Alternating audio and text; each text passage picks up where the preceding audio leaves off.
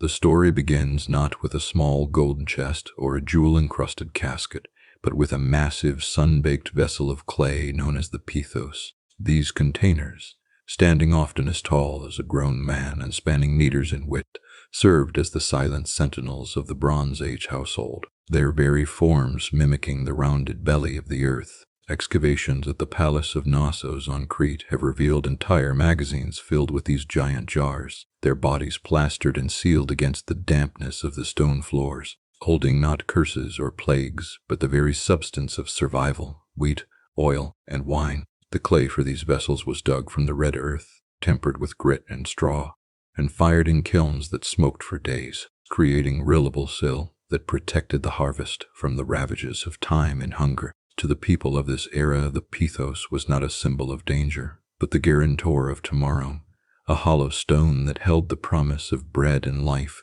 through the sterile winter months. Within the administrative records of the Mycenaean Greeks, written in the Linear B script on unbaked clay tablets, the Pithos commands a central position in the economy of the palace. The tablets from the archives of Pylos, catalogued by modern archaeologists with numbers such as Pylos Un-2, list thousands of liters of grain and oil allocated to specific jars, detailing the strict accounting of resources that kept the civilization breathing. The scribe did not write of evils trapped within the ceramic walls. The scribe wrote of surplus, of tribute, and of the wealth of the king stored in the belly of the jar. The very word used in these ancient accounts refers to a storage unit, a stationary object so heavy that once filled and set into the ground, it could not be moved, becoming a permanent fixture of the home. This immobility was the source of its power, for the jar was rooted in the soil, drawing the coolness of the earth up through its base to keep the contents fresh and safe from the rotting heat of the sun. The practice of burying these pithoi in the earth created a profound symbolic link between the container and the chthonic powers of the underworld, a connection that the later mythologists would twist to suit their own narratives of blame. In the courtyards of ancient Thebes and the farms of the Argolid, the jar was lowered into a pit, leaving only its rim and lid visible above the ground level, transforming the vessel into a womb of the soil. The grain placed inside was seed, a dormant life waiting for the proper season to awaken, and the jar acted as the protector of that potential, shielding the embryo of the future crop from mice and dampness alike. The heavy stone lid, often weighing as much as a child, was placed upon the mouth of the jar with ritual care, sealed with clay or pitch to create an airtight sanctuary where life could sleep undisturbed by the dry air of the living world. It is within this context of agricultural preservation that the original nature of Pandora must be understood, for she was not initially the bringer of ruin, but the guardian of the jar, a figure aligned with the earth goddesses who presided over the fertility of the soil. The pre-Olympian religion of the Mediterranean focused on the cyclical nature of death and rebirth, where the underground storage of seed was a necessary death that preceded the resurrection of the harvest in spring. Pandora, whose name links her to the concept of gifts and the earth, stood as the keeper of the Pithos, the one who held the power to release the stored life or keep it sealed, a role of immense responsibility and sacred trust. She was the Anodos, the one who rises from the ground, born from the clay, not as a punishment for men, but as a blessing from the earth, the mother of sustenance who ensures the continuity of the community. The Olympian theologians, those systematizers of the patriarchal order who wrote the texts that have survived to the present day, seized upon this image of the great jar and inverted its meaning to serve a new agenda of fear. Where the Pithos once held the golden grain of Demeter, the goddess of agriculture, the poets now claimed it held the dark spirits of sickness and toil, the invisible miasmas that plague humanity. This rebranding was a deliberate act of semantic warfare, turning the vessel of life into a prison for evil and turning the guardian of the jar into the agent of destruction. The heavy lid, once opened to feed the hungry family, became the barrier that was lifted too soon by a foolish woman, allowing the contents to escape like a pestilence upon the world. A narrative shift that turned the sacred act of unsealing the harvest into a catastrophic error. The physical reality of the Pithos contradicts the later artistic representations of a portable box that could be carried in one hand, or placed upon a table for decoration. The jar was an architectural feature, a piece of the house itself, often built into the foundation or the storeroom before the roof was even raised, establishing the storage of food as the central pillar of domestic stability. To open such a jar required leverage, strength, and intent.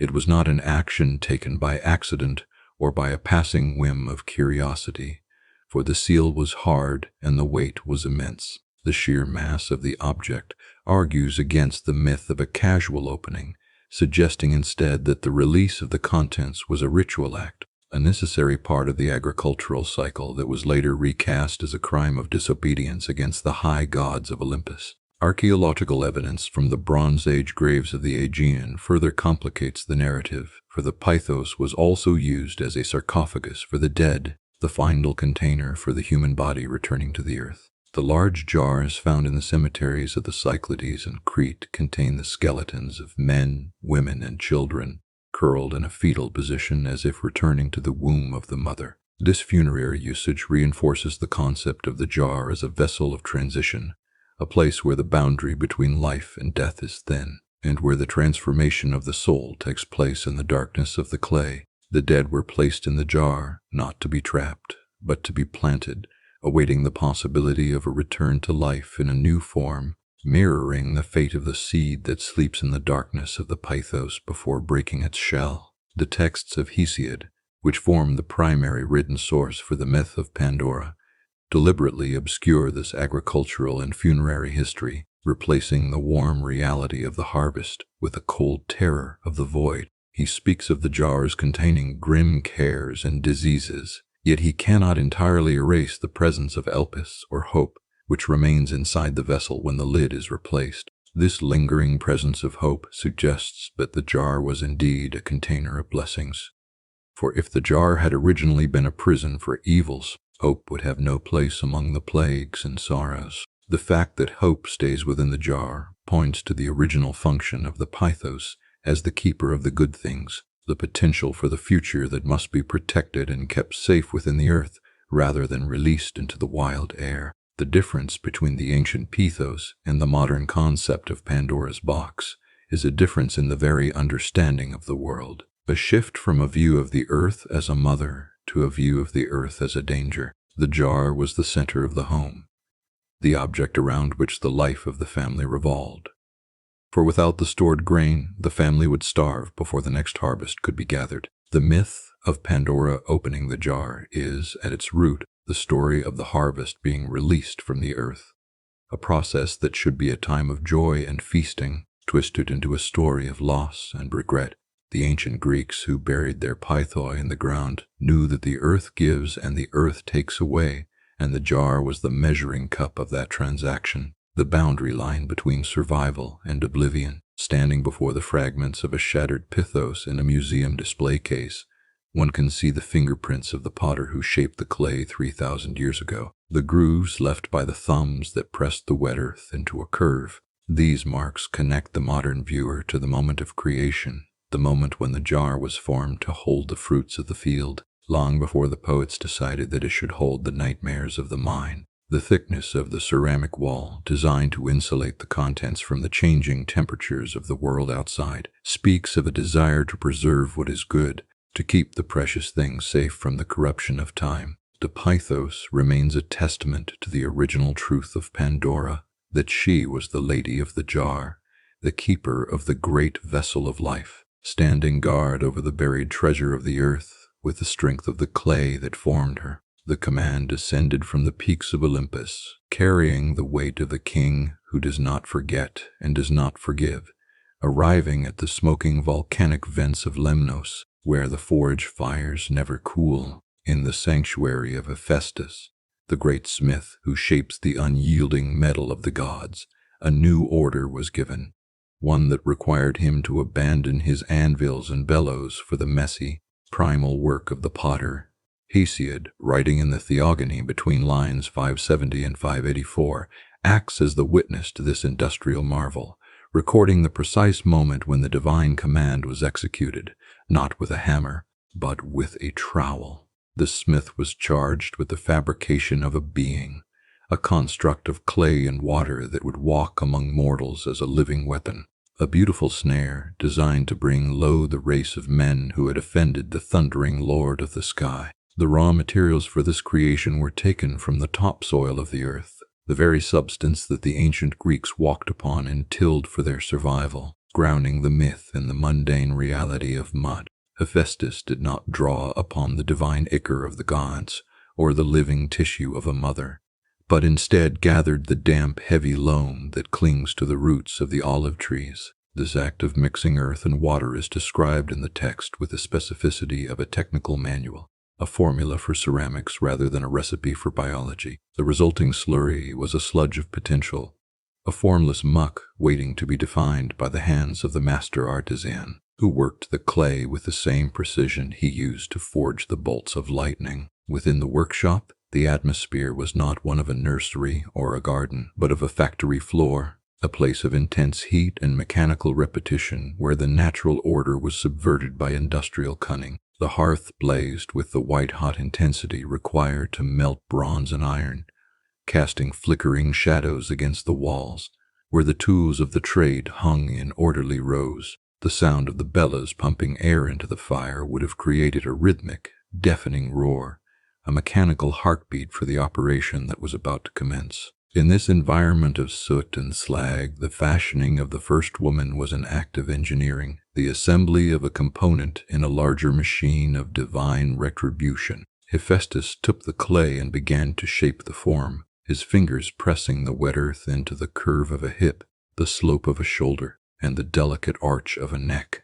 The Theogony describes this process as the creation of a sweet, lovely virgin, a description that contrasts sharply with the brutal, dirty reality of handling raw mud. The god worked with the detachment of a sculptor, smoothing the joints and sealing the fissures until the surface was as smooth as polished stone. There was no breath of life passed from mouth to mouth, no divine spark shared between a creator and his child, only the cold friction of skin against clay, building a vessel that looked like a woman but was, in essence, a statue. The physical attributes of the figure were dictated by the Olympian aesthetic, a standard of beauty that was as rigid and unforgiving as the marble it mimicked. Her face was molded to display the grace of a goddess.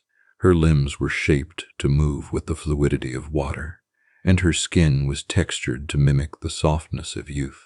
Yet beneath this facade of gentle femininity lay the structural integrity of a weapon, a golem forged from the ground up to carry out the will of the state. She was an artifact, a thing made rather than born, and her very existence was a testament to the power of the gods to manufacture reality itself. The absence of a navel upon her stomach would have been the telltale sign of her unnatural origin, a detail that marked her as an outsider to the cycle of life that governed the rest of humanity. Every human child bears the scar of their connection to a mother, a mark of their dependency and their lineage, but this clay woman bore no such mark. She was a self-contained unit, a product of the earth and the forge, without ancestry and without the debts of blood that bind families together. This lack of biological history isolated her, setting her apart as a creature of pure utility, a tool that could be used and discarded without the messy complications of kinship. The eyes of the figure were painted and set, perhaps with stones or enamels fired in the kiln, creating a gaze that was fixed and permanent, staring out at a world she had not chosen to enter. The Theogony notes that Athena, the goddess of craft, would later adorn her with silvery raiment and fine jewelry, but the foundation remained the rough gray earth from which she was pulled. The contrast between the golden necklaces and the dirt beneath the fingernails of her creator highlights the duplicity of the gods, who dressed a trap in the robes of a queen.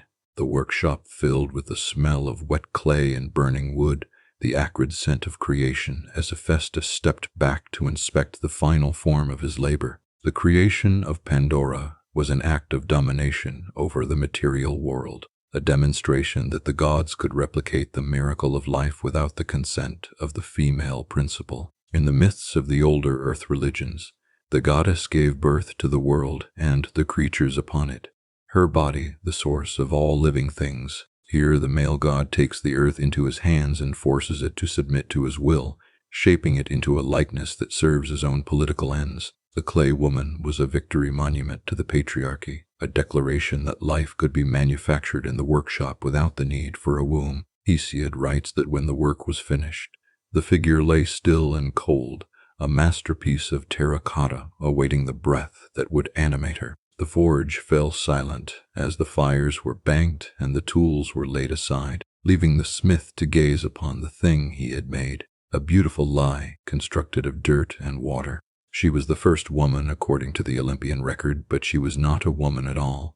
She was a Pithos in the shape of a person, a container designed to hold the curses of the gods. The sculpture stood in the flickering light of the workshop, a hollow shell waiting to be filled with the venom of the Sky Father. The transition from the soot-stained anvil of Hephaestus to the quieter yet equally calculated domain of Athena marks the second phase of the construction, a process where the raw ceramic shell is dressed in the seductive uniform of domesticity, following the direct commands recorded in Hesiod's works and days, specifically lines 60 through 65. The gray-eyed goddess descended upon the clay figure to provide the instruction that would define the boundaries of her existence. Athena, whose wisdom typically guided heroes in battle and statesmen in governance, turned her intellect toward the more insidious craft of binding a woman to the home through the intricate mechanics of the loom. This intervention was not an act of kindness, but a refinement of the weapon,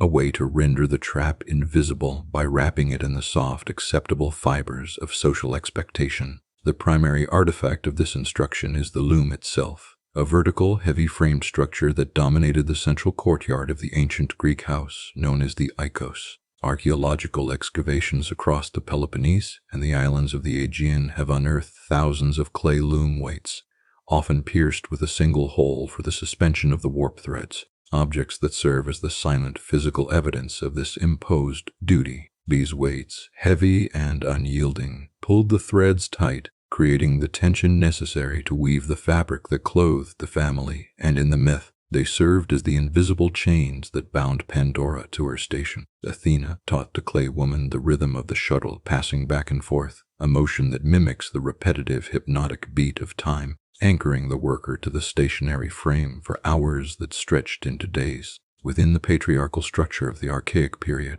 the ability to weave was not merely a domestic skill, but the singular measure of a woman's worth and her primary claim to status within the household. The texts describe how Athena girded and attired the figure, but the deeper significance lies in the transfer of knowledge regarding the production of textiles, a technology that consumed the majority of a free woman's life in the ancient world. By teaching Pandora the works of the loom, the goddess was effectively sealing her fate as a producer of goods for the household, a machine for the creation of wealth and clothing, rather than an agent of her own destiny. The loom was the engine of the domestic economy, and mastery of it was the key that locked the door from the inside, making the prisoner her own jailer. The act of weaving carries with it a linguistic and symbolic weight that extends beyond the production of cloth, for the root of the word text comes from the Latin texere, meaning to weave, suggesting that Pandora was being programmed to maintain the narrative of the household. The goddess of wisdom, who possessed the strategic insight to navigate the complexities of the cosmos, chose to bestow upon her creation the knowledge of how to entangle threads, a skill that mirrors the entanglement of obligations and duties. This gift of weaving was the mechanism by which the woman's energy, which might otherwise have been directed toward the public sphere or personal ambition, was dissipated in the quiet, repetitive motion of the spindle. The threads she learned to spin were the lines of a script written by the gods, a role she was forced to perform without deviation. The visual record of this instruction can be traced to the red figure vase paintings of the 5th century BCE, where women are frequently depicted seated before their looms, their figures often indistinguishable from the architecture of the room itself. In these scenes, the woman becomes a part of the furniture, her body angled toward the vertical frame, her hands moving with a practiced precision that requires no conscious thought. Athena's tutelage ensured that Pandora would never be a stranger in the house she was sent to inhabit.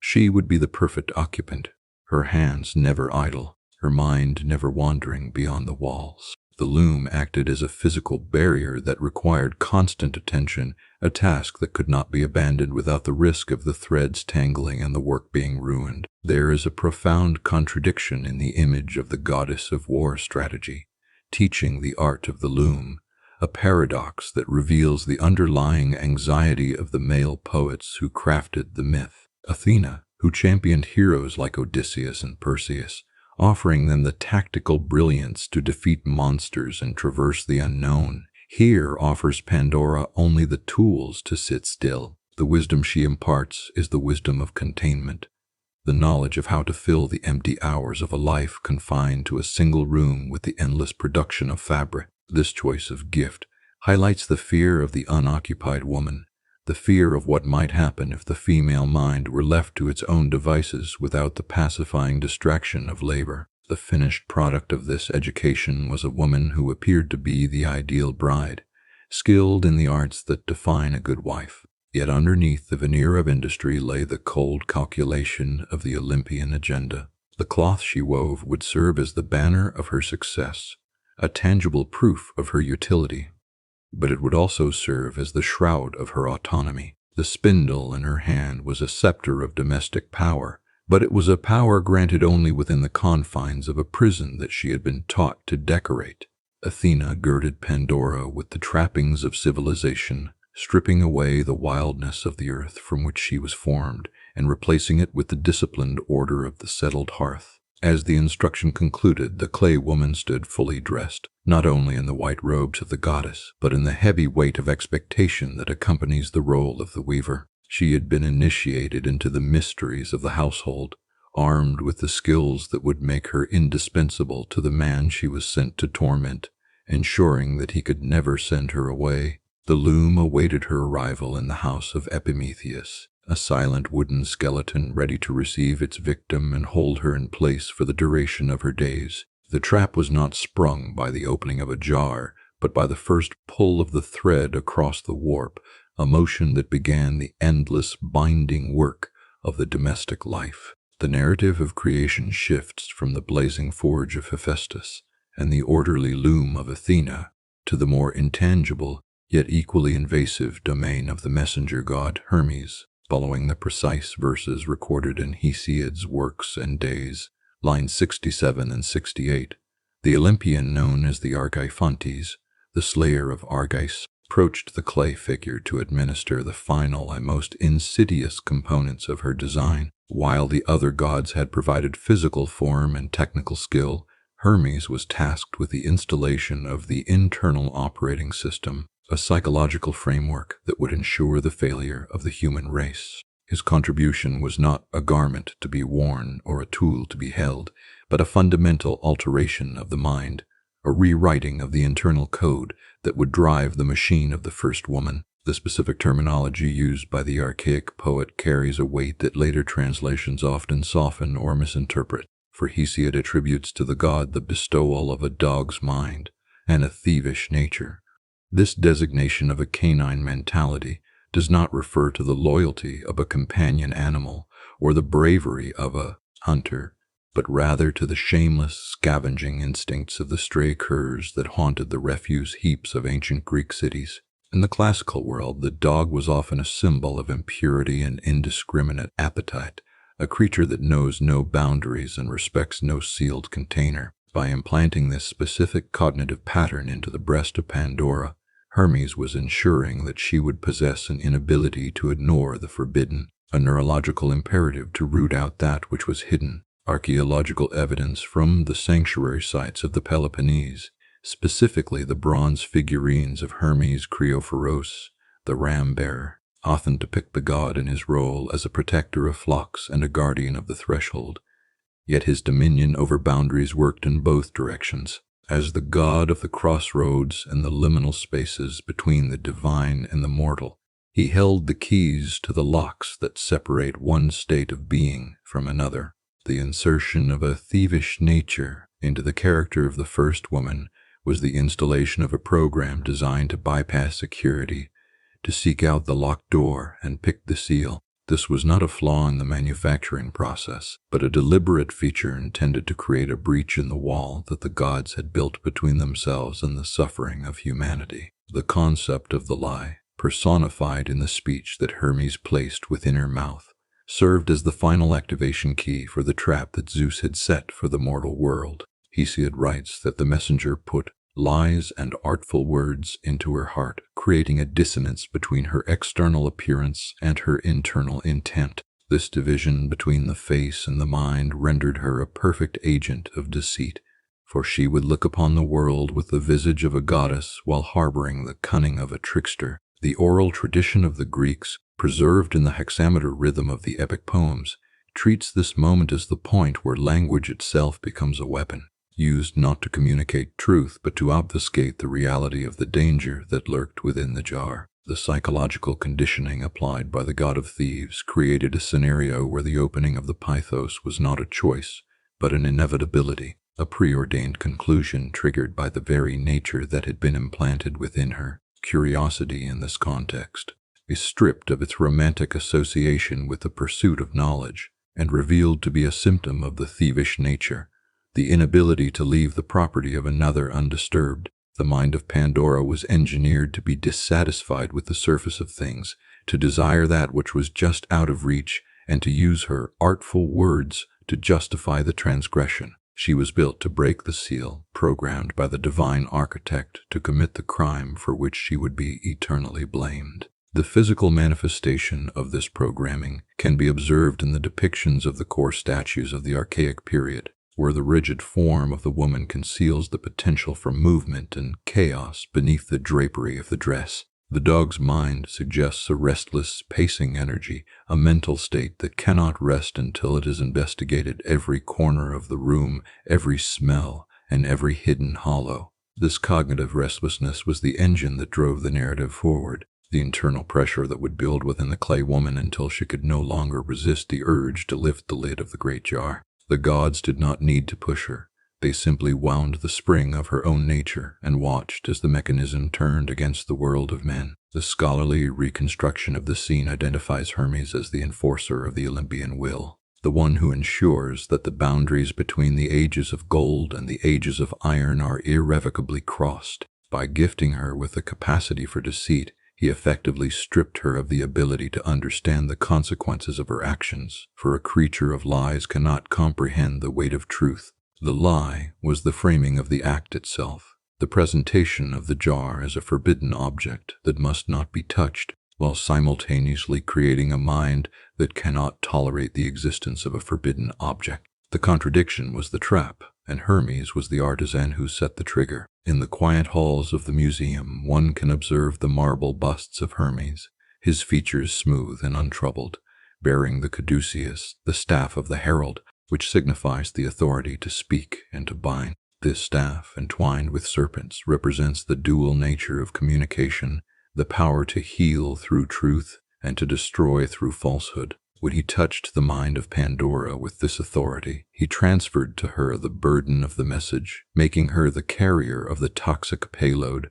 that would be released upon the earth. She became the herald of the gods, not by her own volition, but by the design of a system that created her. The dog's mind and the thievish nature acted in concert to create a being that was constitutionally incapable of obedience, a rebel by design rather than by choice. This psychological profile stands in direct opposition to the ideal of the Greek wife, who was expected to be submissive, quiet, and content with the management of the interior of the house. By programming Pandora to be the opposite of this ideal, the gods were ensuring that her presence in the household of Epimetheus would result in chaos, a chaos that they could then blame on the nature of the female rather than the intent of the manufacturer. The framing was complete before the woman had taken her first breath.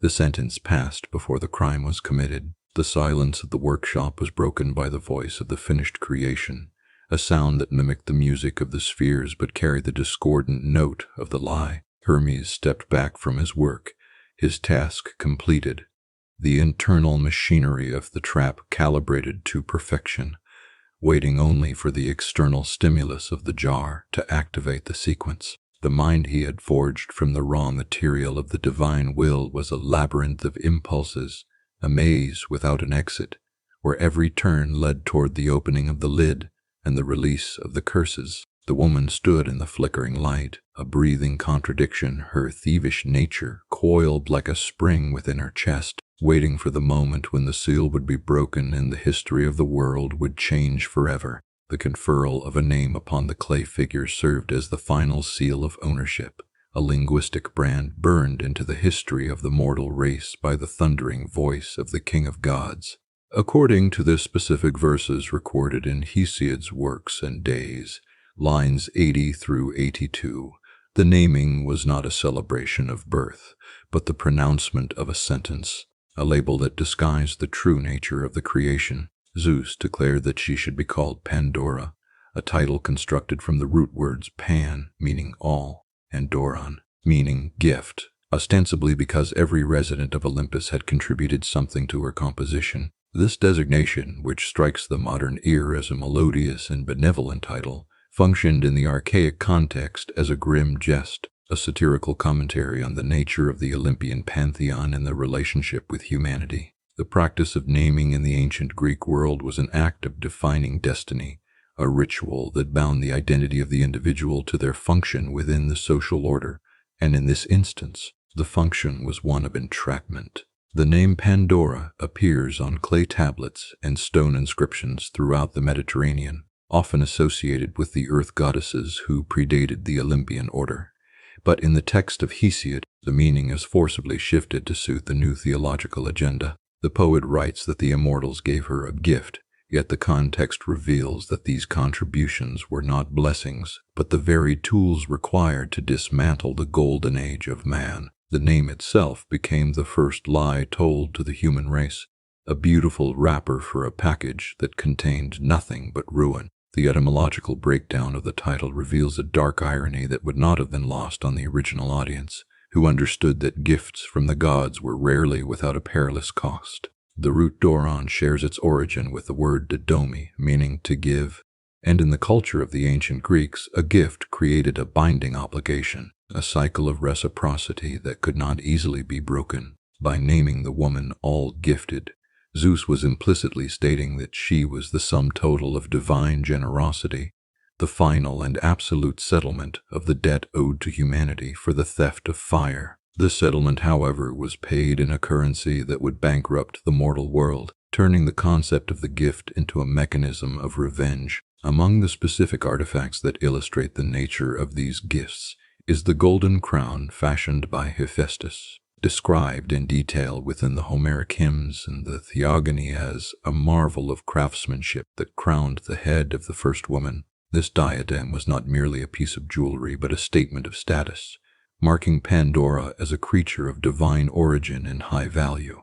Yet the decoration served to distract the eye from the dangerous nature of the being beneath. The gold, mined from the depths of the earth and refined in the fires of the forge, was the material symbol of wealth and power, a thing that men desire and fight over, and by placing it upon her head, the gods signaled that she was a prize to be won. The gift of beauty, embodied in the golden veil and the garland of flowers, was the bait that would draw the unsuspecting Epimetheus into the trap, blinding him to the danger that stood before him. The contributions of the other deities, masked as wedding presents or endowments of skill, constituted an arsenal of psychological and social weapons that would plague the human race for generations. The gift of persuasion, granted by Hermes or Aphrodite depending on the version of the text, was not the ability to speak the truth, but the power to make lies sound appealing, a talent that would erode the trust between men and women. The gift of the skill of weaving taught by Athena was a mechanism of domestic confinement, a way to keep the woman occupied within the walls of the house while simultaneously producing the economic value that made the household function. Each attribute was a double-edged sword, a tool that served the master while cutting the hand that held it, and all of these contradictions were summed up in the single word that served as her name. The cynical humor of the Olympians is laid bare in the juxtaposition of the name with the reality of the woman's creation, a humor that relies on the cruel reversal of expectations. To call a trap all-gifted is the ultimate expression of divine arrogance, a demonstration that the gods can dictate the terms of reality regardless of the truth on the ground. The listener is meant to understand that the gift is not for Pandora herself, but for the man who receives her, a gift that keeps on taking, draining the life and vigor from the race of mortals. The name functions as a warning that was delivered too late, a riddle that could only be solved after the lid of the jar had been lifted and the contents had scattered to the four winds. In the physical remains of the ancient world, specifically within the storage magazines of the palace at Pylos, archaeologists have uncovered tablets inscribed with a linear B script that record the distribution of offerings to the gods, listing quantities of oil, wine, and grain given in hopes of favor. These transaction records demonstrate the ancient belief that the relationship between the human and the divine was an economy of exchange, a system of gifts and countergifts that maintained the balance of the cosmos. The name Pandora inserts a flaw into this system, introducing a gift that cannot be reciprocated, a present that demands a price far greater than what was given. The breakdown of this economy signaled the end of the age where men and gods ate together at the same table, replaced by a new order of separation and scarcity. The all-gifted title also implies a totalizing possession, suggesting that there is nothing within the woman that does not belong to the gods, that she is entirely their creature from the crown of her head to the soles of her feet. She possesses no autonomy, no free will, and no unique soul, for every part of her has been fabricated and supplied by a different member of the pantheon. This total dependency on the divine makers ensures that she will function exactly as intended, a perfect machine for the delivery of misery, unable to deviate from the programming that was written into her name. The Greeks, who valued self-sufficiency and autonomy above all other virtues, would have recognized in the name Pandora the description of a monster, a being that is the antithesis of the free citizen. The narrative of the name serves to strip away any lingering sympathy for the character, portraying her not as a victim of her own curiosity, but as the deliberate instrument of a higher power. She is the all-gifted one because she carries the totality of the divine malice within her hollow form, a vessel filled to the brim with the spite of the immortals. The name acts as a seal, locking the chaos inside the clay body until the appointed time, a label on a jar that warns of poison while pretending to contain sweet wine. The tragedy of the myth lies in the inability of the mortal man to read the label correctly, to see past the golden surface and the seductive title to the danger that lurked beneath. Standing in the quiet halls of the museum, one can trace the evolution of the name through the centuries, watching as the all-gifted goddess of the earth transforms into the dangerous first woman of the poets. The inscriptions on the bases of marble statues, the scratches on pottery shards, and the lines of hexameter verse all conspire to reinforce the branding that Zeus decreed. The name endures long after the theological debates of the ancient world have faded, carrying with it the faint echo of the laughter of the gods.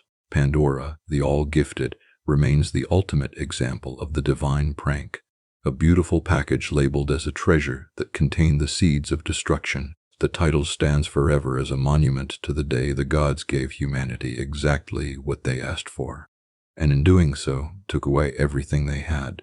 The narrative of Pandora cannot be severed from the towering figure of Prometheus, the titan whose name translates to forethought, for she exists solely as the counterweight to his rebellion. In the structuralist analysis of Greek mythology, the arrival of the first woman is not a standalone event, but the inevitable consequence of the theft of fire, a divine transaction meant to restore the equilibrium that the Titan had disturbed. The primary text, Aeschylus's tragedy, Prometheus Bound, positions the Titan upon the freezing crags of the Caucasus Mountains, chained to the rock with unbreakable bonds forged by Hephaestus, serving his eternal sentence for the crime of elevating humanity above its station.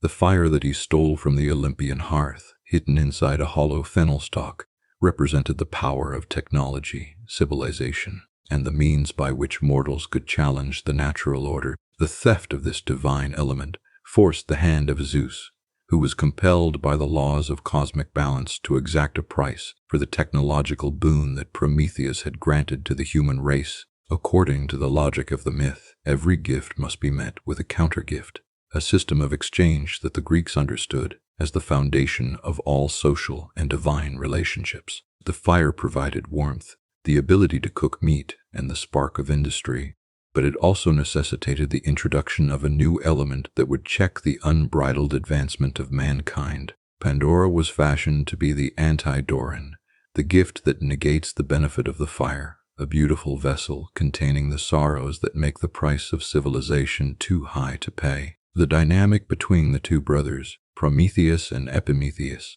provides the psychological machinery through which this divine vengeance was delivered, a contrast in cognitive faculties that the poets exploited to explain the fall of man. Prometheus, whose name means he who thinks before, possessed the foresight to warn his brother against accepting any gifts from the ruler of Olympus, knowing that the king of the gods never gave without taking more in return. This warning, recorded in the texts as a specific injunction, was the only shield humanity had against the coming deception, a rational defense erected against the emotional seduction of the trap. The Titan understood that the appearance of a gift is often a disguise for a weapon, and his wisdom created a barrier that Zeus had to bypass to complete his plan. Epimetheus, whose name translates to he who thinks after, served as the unwitting obstacle to his brother's foresight, a man who acts first and suffers the consequences later. The myth portrays him not as malicious but as foolish, a creature who is overwhelmed by the surface appearance of things and lacks the depth of perception to see the danger lurking beneath the beauty. When the procession of gods arrived at his door, presenting the clay woman adorned with a golden crown and the silvery raiment of Athena, Epimetheus saw only the immediate benefit and forgot the long-term warning. He represents the human propensity for distraction, the tendency to be swayed by the aesthetic of the object rather than the utility or the danger it represents. The physical act of acceptance by Epimetheus was the critical failure point in the cosmic architecture, the moment when the defensive perimeter was breached not by force, but by seduction. The texts describe him as receiving the gift, despite the explicit instructions he had received, a lapse in memory that parallels the forgetfulness of the mortal condition. By taking Pandora into his house, he was effectively accepting the terms of the deal that Zeus had offered, signing the contract that bound humanity to the cycle of toil, sickness, and death. The fire remained in the possession of men, burning in their hearths, but it was now matched by the presence of the beautiful evil who would undo the ease of their lives.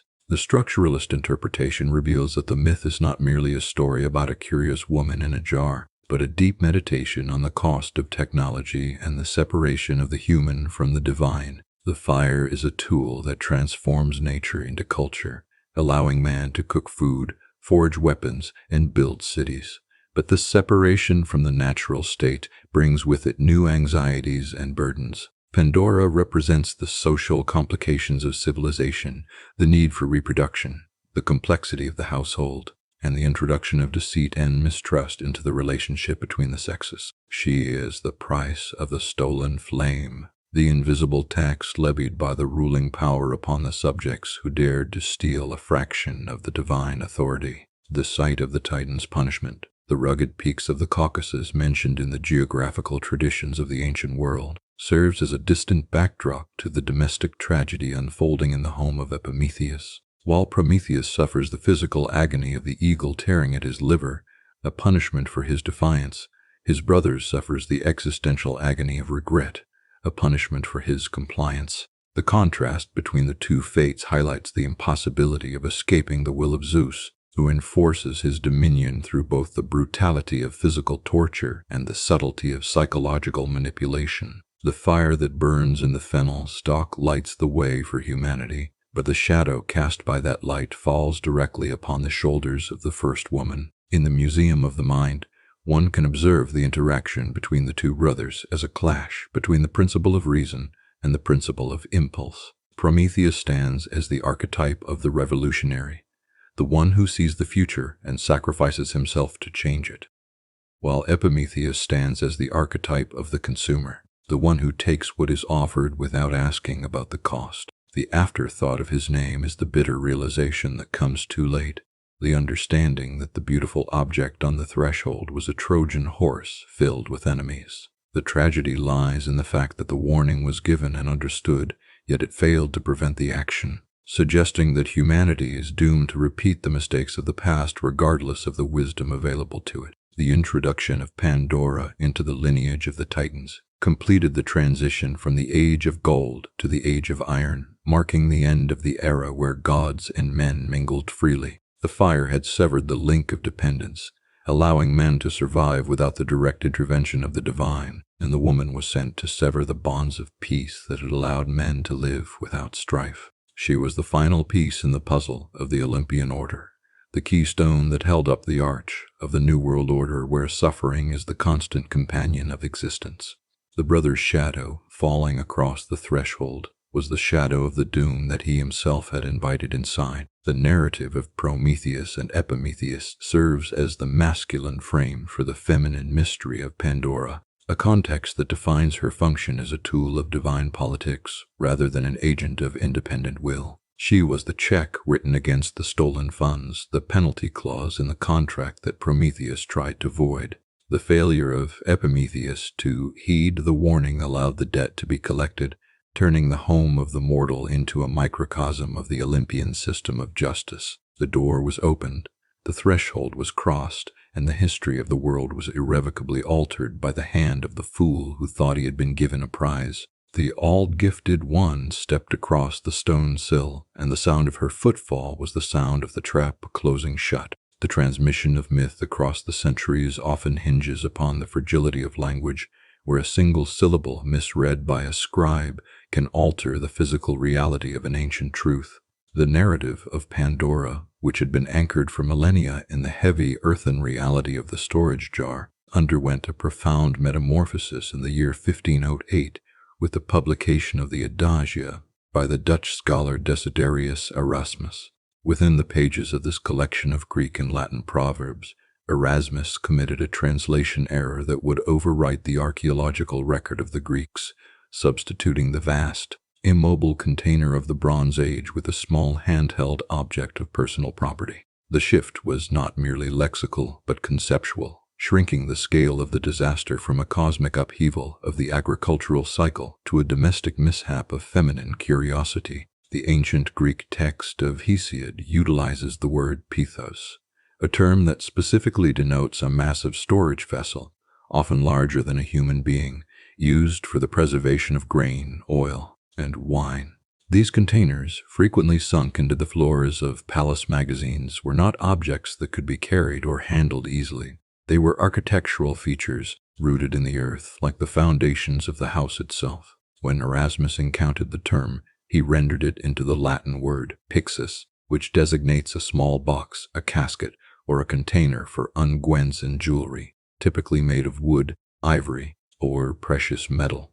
This choice of words stripped the myth of its connection to the earth and the harvest, recasting the vessel as a piece of portable wealth, a personal possession that could be locked away in a private chamber. The pyxis, as a physical artifact, occupies a fundamentally different space in the cultural imagination than the Pithos, representing the realm of the intimate and the secret rather than the communal and the survivalist.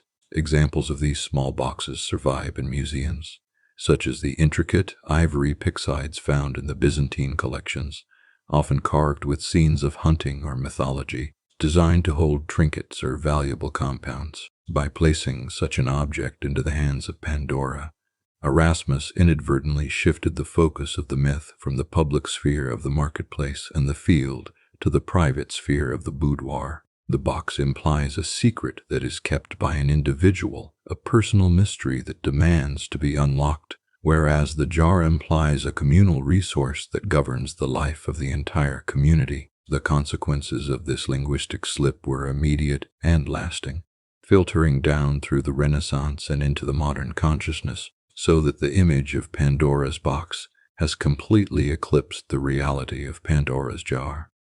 The error fundamentally altered the character of Pandora herself. transforming her from a figure of chthonic power, a goddess of the earthworm, into a figure of domestic intrigue, a wife who cannot resist peeking at her husband's secrets. The heavy stone lid of the Pithos, which required levers and strength to move, was replaced by the delicate clasp of the Pyxis, which yields to the slightest touch of a fingernail. This change in hardware minimized the magnitude of the act, making the release of the evils seem like a casual indiscretion rather than a violation of the sacred order of the household. The distinction between the two vessels highlights the difference between a worldview centered on survival and a worldview centered on morality. For the Mycenaean Greeks who buried their pythoi in the ground, the jar was a womb that held the seed of the next year's life, and its opening was a ritual act of releasing the grain for planting. The Renaissance scholar, living in an age of trade and accumulated wealth,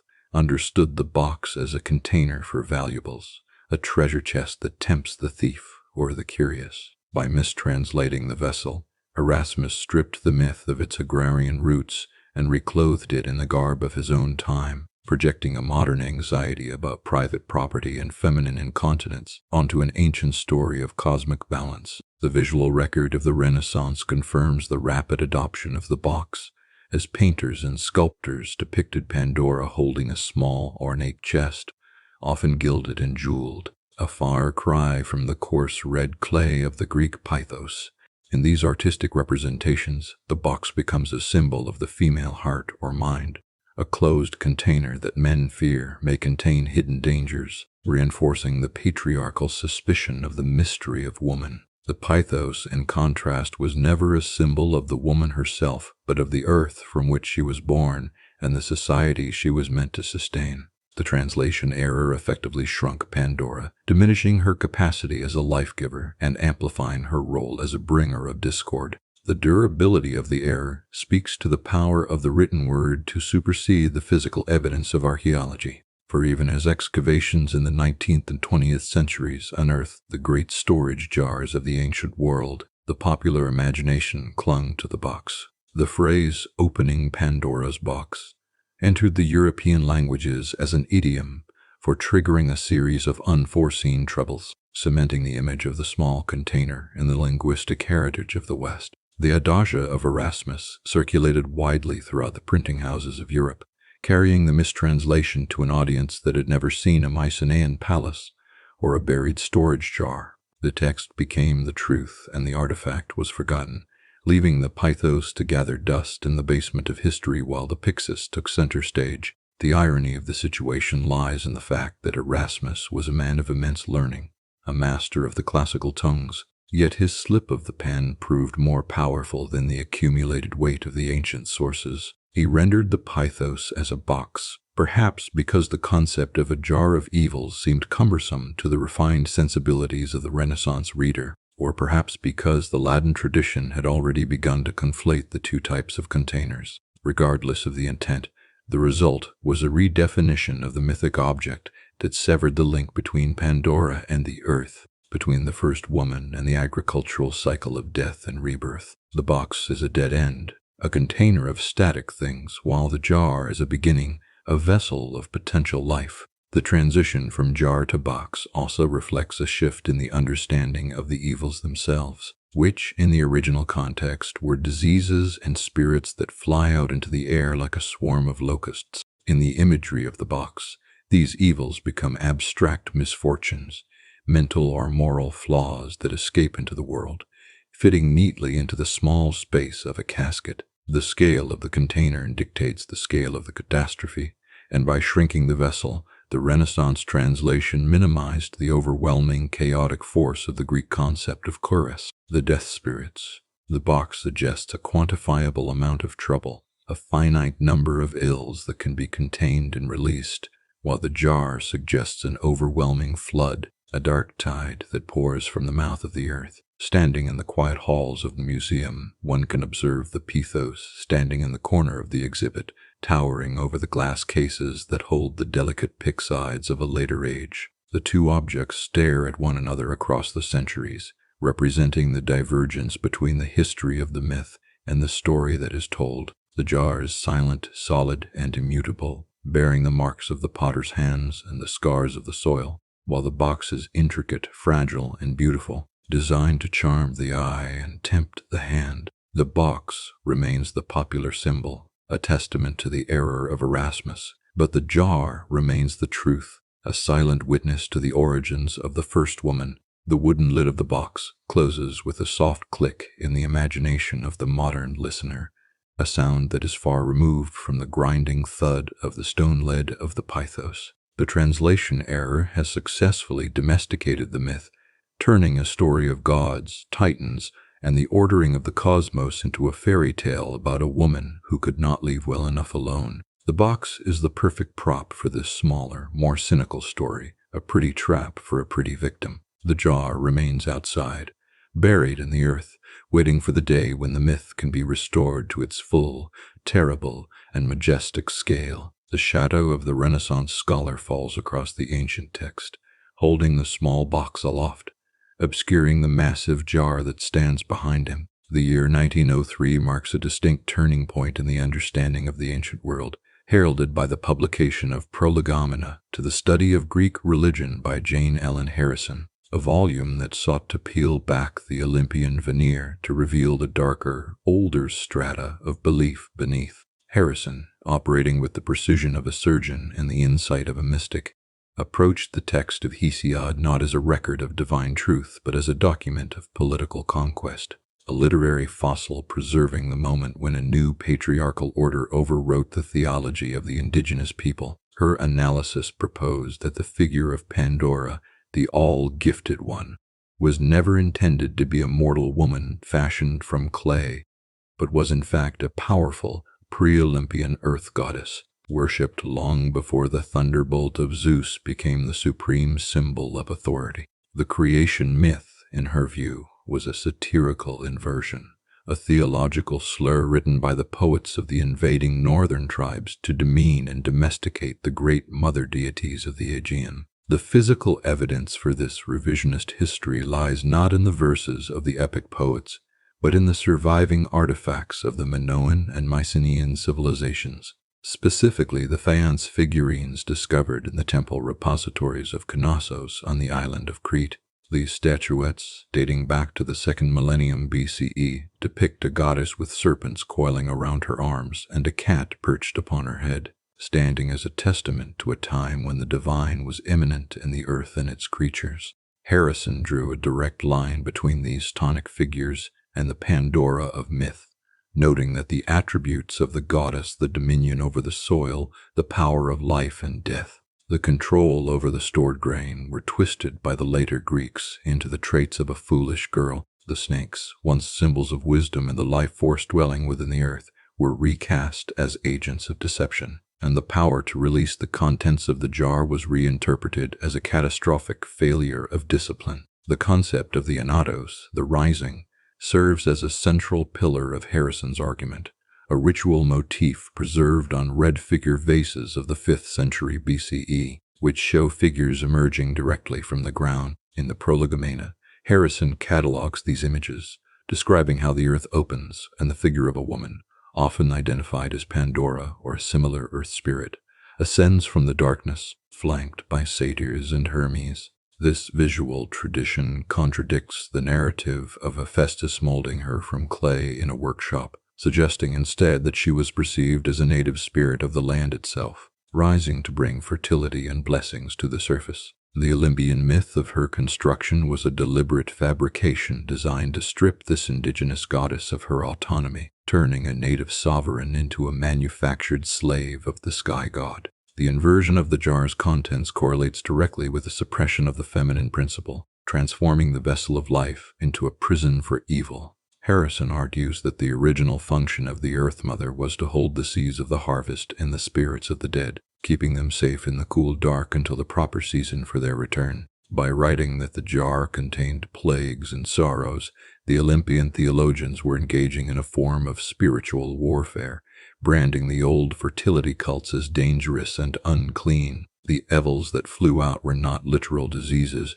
but the chaotic, uncontrollable forces of nature that the patriarchal sky god sought to master and subdue, framing the unpredictable fertility of the earth as a threat to the ordered civilization of the polis. The Thesmophoria, an ancient women's festival forbidden to men, provides a ritual parallel to this theory, preserving the older matriarchal understanding of the earth vessel. During these rites, the remains of pigs and dough cakes were thrown into deep natural chasms or megara, which functioned as living wombs of the earth, left to rot and decay before being retrieved and mixed with the seed grain to ensure a fertile harvest. Harrison identifies this practice as the true context for the Pandora myth, where the opening of the chasm is an act of reverence, and the retrieval of decayed matter is a necessary part of the cycle of life.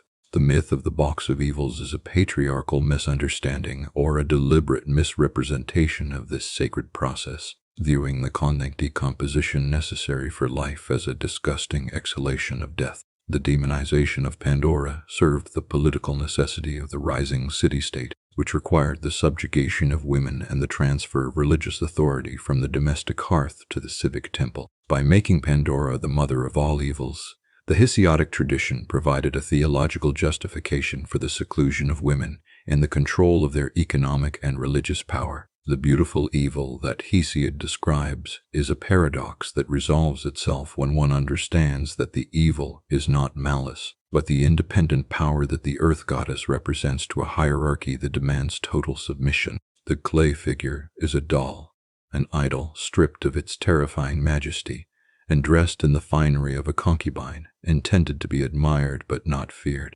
Harrison's scholarship restores the original dignity to the name Pandora, reinterpreting the gifts, not as the seductive snares of the Olympians, but as the manifold blessings of the earth itself. The earth gives grain, gives oil, gives wine, and gives life.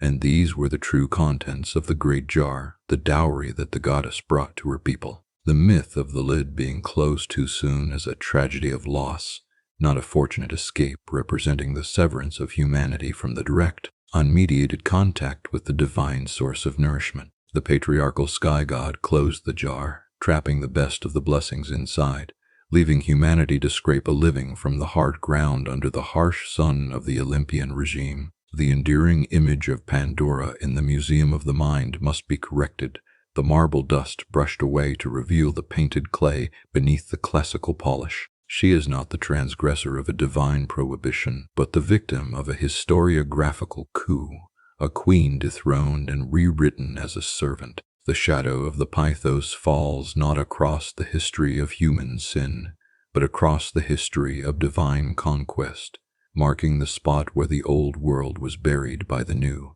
Harrison's 1903 text stands as the key that unlocks this hidden history, a lantern shining into the darkness of the pit to show that the vessel was not a prison, but a womb. The silence of the pre-literate era from which the earth goddess originally sprang was weaponized by the poets of the Iron Age, who used the written word to fix the slander in stone. The prolegomena serves to give voice back to that silence, to read the archaeology against the grain of the text, and to reclaim the sacred function of the first woman. The box of evils is revealed to be a later interpolation, a political cartoon etched in hexameter designed to mock the beliefs of the conquered and to validate the rule of the conquerors. The goddess stands vindicated by the spade and the stratagem, her clay feet planted firmly on the ground, her jar open to the sky, waiting for the return of the life she once promised. The lifting of the great lid did not release a cloud of intangible concepts or abstract philosophical notions, but rather permitted the escape of a swarm of distinct biological horrors that had been compressed into the dark interior of the vessel. According to the specific verses found in Hesiod's Works and Days, lines 90 through 100, the contents of the jar were not merely evils in a general sense, but specific entities known as kores and nosoi, beings that possessed physical weight, movement, and a terrifying autonomy. The ancient Greek consciousness did not perceive misfortune as a random chance of fate, but as the result of external, physical agents that moved through the air like birds of prey, seeking a host to inhabit. The jar, therefore, was not a metaphor for the human condition, but a containment unit for a biological infestation that had been kept separate from the human race since the beginning of time. The keres, often translated as death fates or doom spirits, were the primary agents of mortality that flew forth from the clay-prisoned entities described in the epic cycles as winged, clawed scavengers who fed upon the blood of the dying.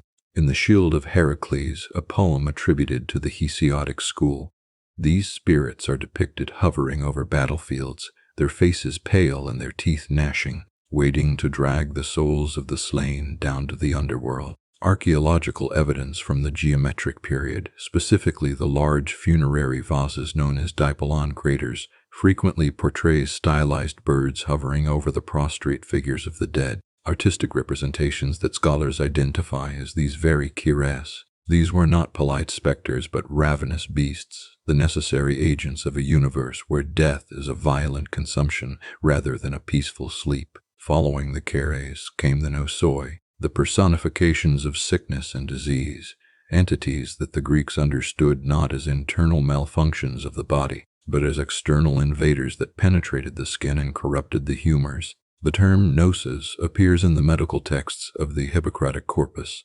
but in the mythological context, it refers to a living, breathing presence, a miasma that could walk into a household and strike down a healthy man in the prime of his youth. The visualization of these entities on white ground lekythoi from the 5th century BCE often shows them as dark, shrouded figures, indistinct and shadowy, moving with a stealthy silence that contrasts sharply with the raucous violence of the death spirits. The release of the nosoi introduced the concept of the invisible enemy into the world, the terror of the unseen germ that waits in the air or the water, turning the very act of breathing into a gamble with death. Hesiod notes with a grim precision that before this event, the tribes of men lived remote from ills, without hard toil or grievous sickness, a state of physical immunity that was the hallmark of the Golden Age. The jar functioned as a quarantine zone, a biological seal that kept the predatory forces of the universe at bay, allowing humanity to live in a sterile, pain-free environment. The act of opening the vessel was the breaking of this quarantine, the moment when the barriers between the ordered world of the human household and the chaotic, dangerous world of the wild were dissolved. The swarm that issued forth comprised thousands of individual units, a legion of microscopic predators that scattered instantly to the four winds, ensuring that there was no corner of the earth where a man could hide from his own fragility. The physical sensation of this release can be reconstructed through the sensory details provided by the ancient poets, who describe a sound like the buzzing of a swarm of bees or the rushing of a sudden wind. The vapors that had been condensed within the dark, cool space of the Pithos expanded rapidly upon contact with the open air, forming a thick, dark mist that rolled across the threshold of the house. The spirits were described as winged, a detail that suggests a fluttering, erratic movement, a chaotic dance that contrasts with the static, grounded nature of the jar itself. This sudden transition from stasis to motion, from silence to buzzing, represents the birth of anxiety, the constant awareness that danger is circling overhead, waiting for the moment to strike. Among the named entities that were catalogued by later mythographers and artistic traditions were Panos, toil, Lemos, famine, and Geras, old age, each one a distinct figure with a specific role to play in the degradation of the human form. Panos appears not as a feeling of tiredness, but as a heavy, crushing weight that sits upon the shoulders, a physical manifestation of the labor required to wrest sustenance from the reluctant earth. Lemos is often visualized as a gaunt, hollow-eyed figure, eternally hungry, who leeches the fat from the bones of the starving. Geras is depicted on vase paintings as a shriveled, bent figure, often holding a cane, the inevitable decline of the body into weakness and decay. These were the prices extracted for the theft of fire, the cost of doing business in a universe ruled by a jealous sovereign. The spread of these entities followed the patterns of migration and trade that would later define the Greek world, moving from the epicenter of the first household to infect the entire population of the earth. The myth asserts that these spirits wander among men, a phrase that suggests a constant nomadic presence, an inability of the human race to ever truly cleanse its territories of the infestation. The Keras do not return to the underworld, and the Nosoi do not die out. They persist, cycling through the population in waves of plague and famine. The opening of the jar was not a singular event with a finite conclusion, but the start of an eternal siege, a war of attrition between the fragile human body and the ravenous forces of destruction. The visualization of these spirits provides a dark, atmospheric texture to the narrative, allowing the modern observer to see the ancient world as a place populated by invisible monsters. The air of the ancient Mediterranean was not space, but a medium through which these winged predators navigated, turning the blue sky into a hunting ground. The silence of the night was not peaceful, but pregnant with the sound of buzzing wings, the rustle of dark robes, and the gnashing of invisible teeth. The physical reality of the spirits grounds the myth in the visceral experience of suffering, transforming the abstract concept of evil into the very real sensation of fever, hunger, and exhaustion. The remnants of these beliefs survive in the archaeological record of apotropaic magic,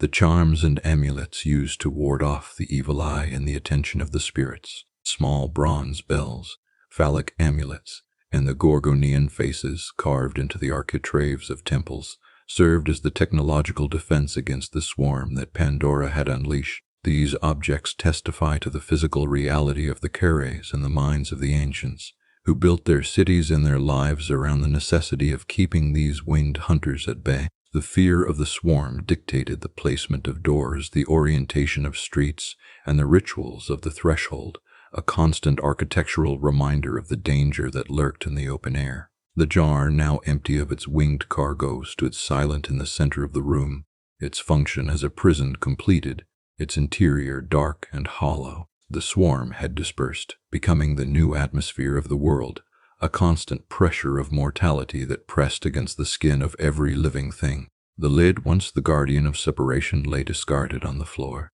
a useless shield against an enemy that had already infiltrated the perimeter. The black mist of the Nosoi drifted out through the open door, joining the clouds and the winds, forever changing the composition of the air that humanity would breathe. The age of immunity had ended, and the age of the hunter and the hunted had begun. The sudden replacement of the heavy lid upon the rim of the Pithos severed the connection between the interior of the vessel and the open air, trapping the final occupant in a prison of ceramic and darkness. According to the text of Hesiod's Works and Days, lines 96 through 99, the first woman, acting either through the will of Zeus or a sudden unexplained hesitation, forced the great stone cover back onto the mouth of the jar before the last spirit could escape. The entity that remained inside was Elpis, a figure whose name is traditionally translated as hope, yet whose true nature in the archaic Greek context is far more complex and ambiguous. The silence that descended upon the room was not the silence of an empty container, but the silence of a sealed chamber holding a single, restless presence. The Greeks did not view Elpis purely as a virtue or a comfort, but rather as a neutral state of expectation regarding the future, a state that could just as easily entail the anticipation of evil as the anticipation of good. In the ancient mindset, Elpis was the mental projection of the unknown, a cognitive faculty that allowed a person to imagine what was to come, making it a double-edged sword. To possess Elpis was to be aware of the future, and in a world that had just been populated by the Keres and the Nosoi, the awareness of the future was often a burden rather than a blessing. The entity inside the jar represented the ability to foresee both fortune and misfortune, a power that could sustain a man in his toil or drive him to despair. The interpretation of this confinement has divided the scholarly world for centuries, creating a rift in the understanding of Zeus's ultimate design for humanity. One reading of the myth posits that the trapping of Elpis was a final malicious act of the king of the gods, ensuring that humanity would be deprived of the knowledge of the future and thus be unable to navigate the sea of miseries that had been released. Under this interpretation, Elpis is a guide or a helper, a divine assistant that the gods chose to withhold from the human race, leaving them to wander blindly through a world of suffering. The jar, therefore, becomes a vault of salvation that has been locked, keeping the best of the contents away from the people who need them the most. The alternative reading, grounded in a darker, more cynical theology, suggests that Elpis was kept inside the jar precisely because she is a companion to the evils that had already flown out. In this view, hope is not a comfort but a delusion, a deceptive force that prolongs the suffering of mortals by convincing them that their condition might improve. If the evils had been released and Elpis had followed them, humanity would have been consumed by a groundless optimism that prevented them from accepting the reality of their grim fate. By trapping Elpis inside, the gods may have inadvertently or perhaps cynically preserved the one thing that makes life bearable. Or they may have denied humanity the very delusion that would allow them to ignore their doom. The physical reality of the jar, with its thick walls and airtight seal, creates a distinct spatial relationship between the interior world of the divine and the exterior world of the mortal. The evils fly freely through the air, inhabiting the same space as the human body, while Elpis remains confined to the earth-bound vessel. Buried in the soil or stored in the house. This positioning suggests that hope is not something that descends from the heavens or drifts on the wind, but something that must be sought in the depths of the earth, in the place where the seed lies dormant. The jar acts as an anchor, keeping the expectation of the future grounded in the soil, rather than allowing it to dissipate into the atmosphere. In the Dialogue Statesman, the philosopher Plato presents a myth of reversed motion, where the universe turns backward, and in this context, the absence of divine guidance forces humans to rely on their own resources and the memory of the gods. Elpis, in this philosophical framework, is the residue of that memory.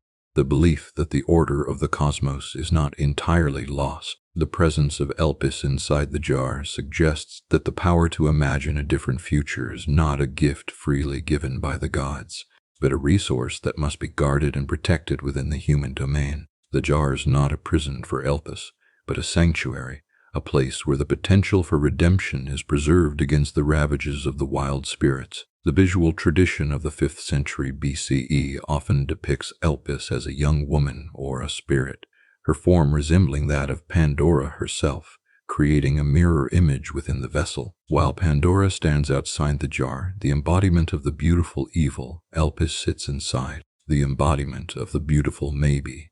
This doubling reinforces the structuralist interpretation that Pandora and Elpis are two sides of the same coin, the physical reality of the woman and the psychological reality of her influence. The lid separates the active agent from the potential agent, the one who acts from the one who waits. The texture of the jar's interior, a space of absolute darkness and coolness, provides the necessary environment for the preservation of Elpis. Just as the grain and the pithoi of the Bronze Age required the absence of light and air to survive the winter, so too does the expectation of the future require a space of stillness to endure the chaos of the present. The act of closing the lid was an act of preservation, a way of keeping the concept of tomorrow safe from the ravages of today. The jar becomes a time capsule, holding the seed of the future in a state of suspended animation, waiting for a moment when it might be called upon to sprout. The haunting question of whether Pandora acted with intention when she closed the lid remains a point of contention in the study of the myth. If she were the all-gifted trap, her programming might have dictated that she release the evils but retain the hope, maximizing the suffering of humanity. Yet if there was a flicker of the earth goddess within her, a remnant of the pre-Olympian instinct to protect life, her hand may have moved to seal the jar out of mercy, saving the last blessing for the mortals she was sent to destroy. The ambiguity of her action mirrors the ambiguity of the entity she trapped, leaving the observer with a question that has no answer. The silence of the sealed jar is a silence filled with potential, a hum of energy that radiates through the clay walls. Unlike the buzzing, chaotic flight of the nosoi, Elpis does not make a sound, for expectation is a silent activity of the mind. The presence of this silent watcher in the dark interior of the vessel changes the atmosphere of the room, turning the domestic space into a temple of the future. The jar stands in the center of the floor, a monolith of clay that holds the single counterweight to the misery that has been unleashed upon the world. The legacy of Elpis remains the most enigmatic aspect of the Pandora myth, a riddle that the Greeks left unsolved. The jar sits in the dark hall of antiquities, its contents invisible to the naked eye, its purpose defined by the absence of what was released. The heavy stone lid rests firmly on the rim, a barrier that can be lifted but never broken, guarding the spirit that waits within. The darkness inside the Pithos is not an empty void, but a space occupied by a single, waiting breath. The mechanism of the scapegoat, known in the ancient Greek tongue as the pharmakos, provides the structural key to unlocking the true purpose of Pandora, transforming her from a curious wife into a ritual object designed for the absorption and expulsion of communal pollution. The practice of the pharmakos was a deeply ingrained social ritual, documented in the fragments of the iambic poet Hipponax and the historical accounts of Thucydides, whereby a city would select a marginal figure, often a criminal, a slave, or someone marked by physical deformity, to serve as a vessel for the sins and sicknesses of the populace. This individual was not merely punished for specific crimes, but was invested with the collective miasma, the spiritual stain that threatened the stability of the city, before being driven out across the borders or ritually slain to cleanse the community. The city of Athens, during the festival of the Thargelia, maintained a stock of such wretches, feeding them on the public purse and preparing them for the moment when the harvest needed protection from blight or the people required relief from plague. The pharmakos was paraded to the streets, beaten with branches of wild fig and sea onions, and forced to wear a necklace of dried figs, objects that symbolized the fertility and the refuse of the earth simultaneously. Hipponax, writing in the 6th century BCE, describes the brutal efficiency of this process, noting how the scapegoat was whipped on the genitals to ensure the expulsion of evil and the promotion of new growth. The physical abuse was not an act of malice against the person, but a technical procedure to activate the vessel, ensuring that the impurity adhered to the flesh of the victim so it could be removed. Pandora functions within the mythological narrative as the ultimate pharmakos, a being created specifically to serve as a repository for the ills that the Olympian cosmos could no longer contain within its own borders. The description of her creation in Theogony and Works and Days aligns perfectly with the preparation of the scapegoat. She is adorned, fed, and dressed not to honor her, but to mark her as the carrier of the burden, just as the Athenian scapegoat was fed choice foods to make him a worthy offering. Pandora was prepared by the gods to be a beautiful evil, a container sufficiently attractive to be accepted into the human household, yet sufficiently hollow to hold the dark spirits. She is the external agent brought in from the outside, the stranger who carries the contamination that the hosts wish to expel, despite the contamination having originated with the hosts themselves. The necklace given to her by the Graces, or in some versions by Hephaestus, finds its direct parallel in the fig necklace of the ritual scapegoat, an object that marks the wearer as consecrated to the earth and to the forces of conic expulsion. This ornament, often described as golden and intricate in the myth, acts as a collar of ownership, designating the woman as the property of the ritual process rather than a free agent. The adornment serves to distract the eye from the grim reality of the function, beautifying the sacrifice to make the act of expulsion palatable to the witnesses. By dressing the scapegoat in the finest raiment, the community acknowledges the gravity of the transaction, offering a king or queen of misfortune to the abyss in exchange for the safety of the polis. The arrival of Pandora at the house of Epimetheus mirrors the moment when the pharmakos is driven over the boundary stone, the Horos, which separates the civilized world of the city from the wildlands beyond. Epimetheus, acting as the representative of the human community, receives the scapegoat, and in doing so accepts the transfer of the burden from the divine realm to the mortal sphere. The release of the evils from the jar is the moment of rupture, the point where the vessel breaks and the accumulated pollution pours out.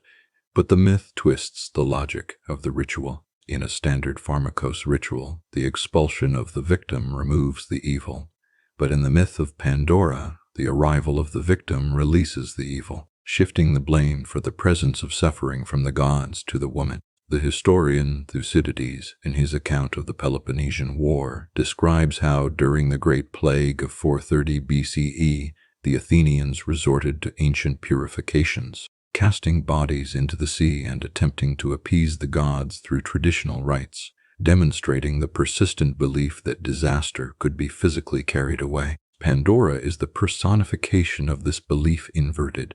She is the carrier who does not leave, the scapegoat who remains within the walls. forever bearing the weight of the accusation that she introduced the very miasma she was designed to contain. The dog's mind and thievish nature, attributed to her by Hermes, are the psychological equivalent of the deformities sought in the human scapegoat, the marks of difference that justify the projection of blame onto the other. She is constructed to be guilty, engineered to be the target of the curse, so that the Olympians may remain pristine and untouched by the suffering they have engineered. The notion of blaming the vessel reaches its apex in this interpretation, for the jar is not the source of the evil but merely the container, and Pandora is merely the lid that was lifted by a hand that was not her own.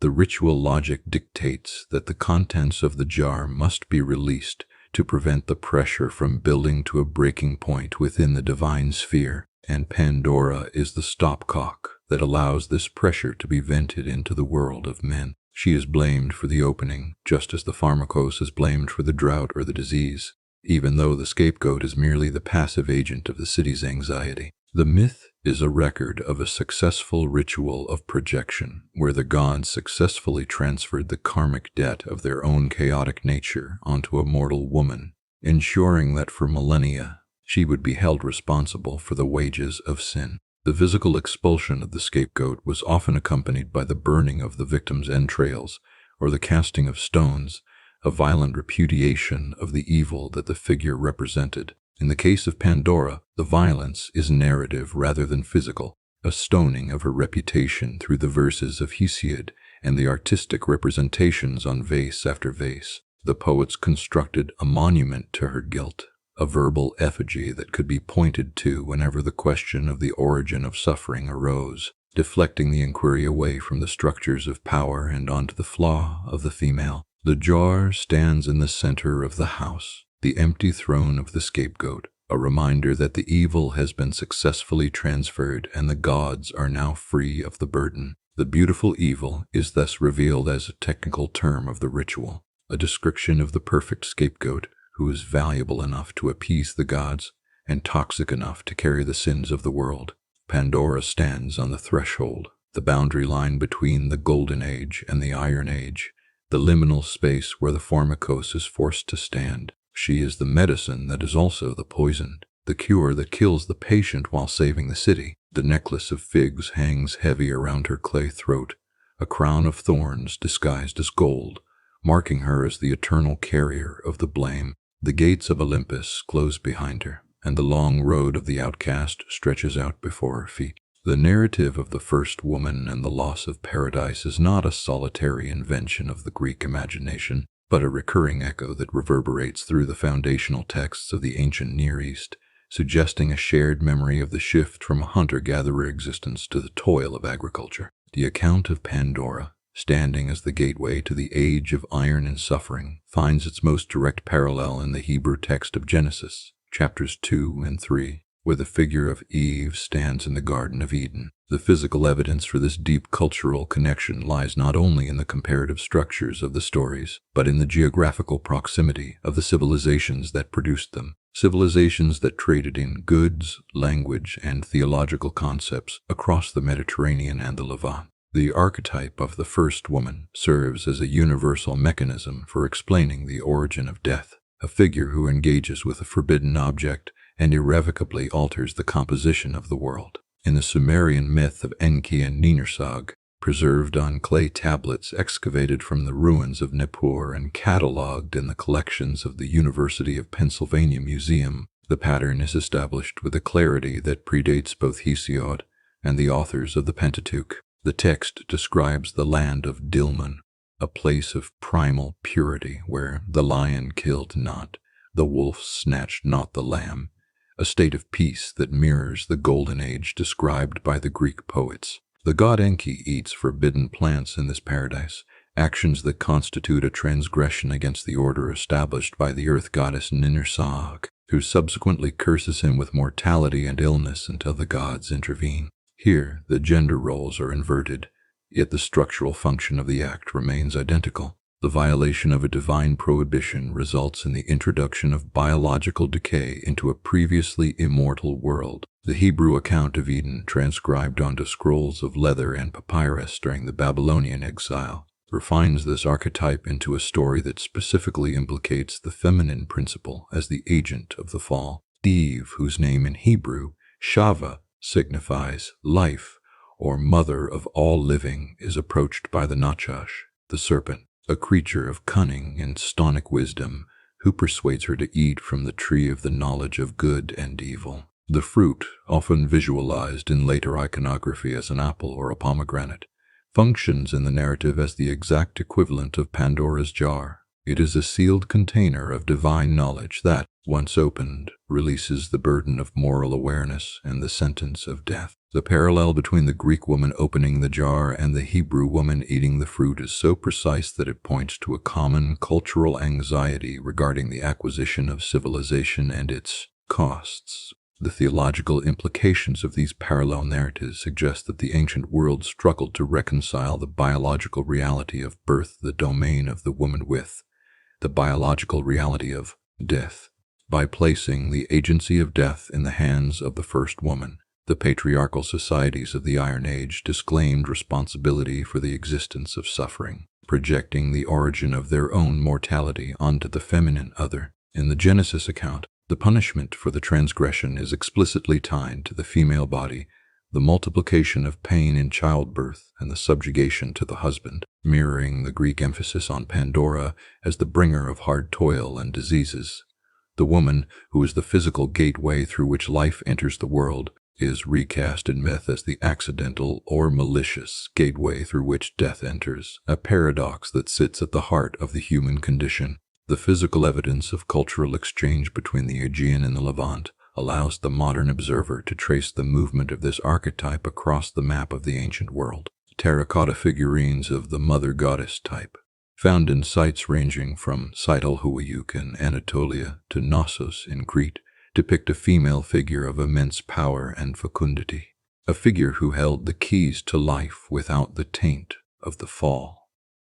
The later mythological texts, whether the Theogony or the Torah, mark a departure from this earlier reverence, a shift in the theological wind that required a justification for the harshness of the new agricultural reality. The first woman was retrofitted into the history of the gods to serve as the villain of this transition, the scapegoat who broke the perfection of the past and forced humanity into the sweat of the brow. The motif of the dangerous curiosity that defines Pandora is also the defining trait of Eve, who sees that the tree is to be desired to make one wise before she takes the fruit. This curiosity is framed not as a virtue in these ancient texts, but as a fatal flaw, a lack of obedience that destabilizes the hierarchy of the divine household. The Greeks and the Hebrews both tell a story where the acquisition of knowledge for hope is a form of knowing the future, and the fruit gives the knowledge of good and evil, is the very thing that ruins the simplicity of the Golden Age. The tragedy of the global Eve is that she reaches for a better understanding of the world and is punished for her ambition, leaving her descendants to inherit a world that is known but harsh. The persistence of this narrative across distinct cultures highlights the universality of the trauma of mortality, a trauma that the ancient mind sought to localize and personify rather than accept as a natural condition. By naming Pandora or Eve as the cause of death, the ancients were engaging in a form of magical thinking, believing that if the cause could be identified and blamed, perhaps the effect could be somehow managed or explained. The myth served as an etiology for the status quo, explaining why women must suffer in labor and why men must labor in the fields, cementing the social order in the concrete of divine decree. The first woman stands in the center of this web of causality, a figure of immense power who has been stripped of her divinity and reduced to a cautionary tale. In the ruins of the great library of Nineveh, the Epic of Gilgamesh provides a further parallel in the character of the harlot Shamat, whose opening of the wild man Enkidu initiates him into civilization and separates him from the animals, a transition that brings him sorrow and ultimately death. The pattern is consistent. Contact with the feminine, often visualized as an opening or a container, forces the male hero to leave the state of nature and enter the state of culture. The jar of Pandora, the fruit of Eve, and the embrace of Shamat are all variations of the same threshold, a one-way door that leads out of the garden and into the city of men. The woman holds the keys to this door, not by her own design, but by the decree of the myth-makers who needed a guardian for the boundary between the human and the divine. The legacy of the global Eve is a heavy burden that has shaped the perception of gender for thousands of years, casting the female form as the vessel of temptation and the unwitting accomplice of entropy. The texts of the ancients, inscribed on clay and stone, stand as monuments to this projection, blocking the image of the first woman into the role of the transgressor. The garden is lost, the jar is open, and the fruit has been eaten, leaving humanity to navigate the long aftermath of the fall. The figure of Pandora stands side by side with Eve in the dark hall of antiquities, two versions of the same soul, forever holding the broken fragments of paradise. The visual language of the ancient Greeks offers a silent but potent counter-narrative to the textual tradition of Hesiod, preserved not in the brittle pages of scrolls, but in the fired clay of Athenian vases. Within the hushed galleries of the British Museum, specifically in the collections housing the white-ground lekythoi of the 5th century BCE, the figure of Pandora is rendered not as a deceitful temptress, but as a being of serene majesty. These ceramic vessels, used primarily as offerings for the dead, display a distinctive technique where a white slip was applied to the surface before the figures were drawn in delicate outline and soft colors, creating a spectral, ethereal quality that differs sharply from the glossy black figure pottery of earlier eras. The images depicted upon these lekythoi freeze the moment of Pandora's arrival, capturing a scene that fundamentally challenges the written account of her creation as a tool of vengeance. One specific vase, catalogued within the British Museum's Department of Greece and Rome, portrays the event known as the Enodos, or the Rising, showing the first woman emerging directly from the earth itself.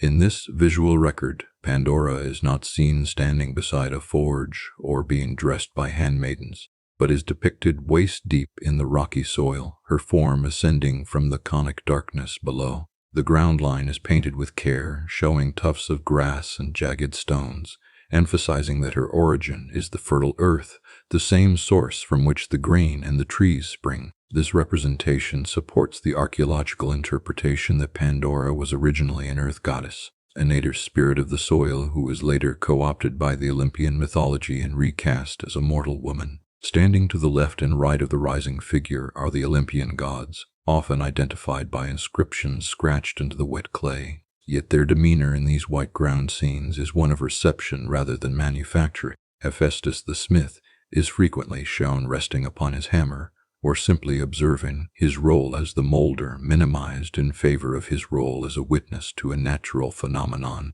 Athena stands ready with a wreath or a branch, extending a hand of welcome rather than a tool of domestication, greeting the new arrival as a queen entering her domain. The presence of Epimetheus is sometimes noted, holding a hammer or a tool.